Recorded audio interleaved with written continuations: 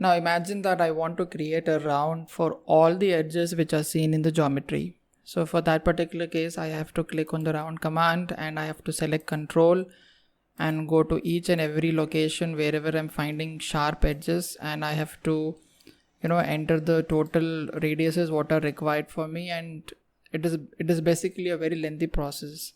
So in order to avoid all those things, I have an option in Creo, and that is called as auto round, which is the next option. So in this case, you have to assign the outer radius and the inner radius. So I've drawn a case over here in the bottom section where I have a kind of material removed in the inner side of the base. So we can specify the outer radius, which is this particular radius, as for example 5, and the inner radius can be the same as 5 or it can be lesser than that. So let me choose it 3, and after that I need to just simply press OK. After that, it automatically performs the rounding for all the edges which are present in the geometry. So this will basically save our time. So if we have this information given to us, we need not go to each and every particular edge, and we can save our time in this particular method. So there is one more option in this where we can exclude certain edges if you're not wanting them to be rounded. So I'll just edit this one again.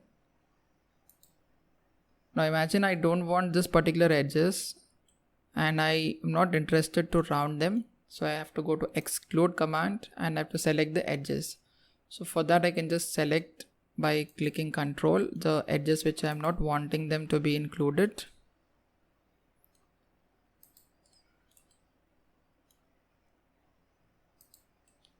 So I've selected 4 edges and I'm pressing OK.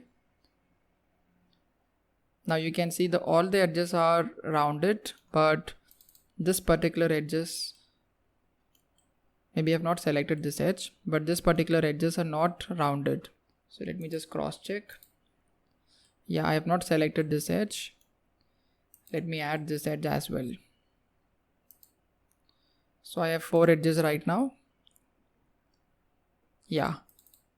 So you can see that I have excluded the 4 edges and the remaining edges are rounded. So this is a simple function called auto round, and this is all about round features. So we have seen plenty of options in round. There is a possibility we might not be using all of them, but I thought it is important for you to remember and understand the different and various options in Creo for the round option. See you in the next video.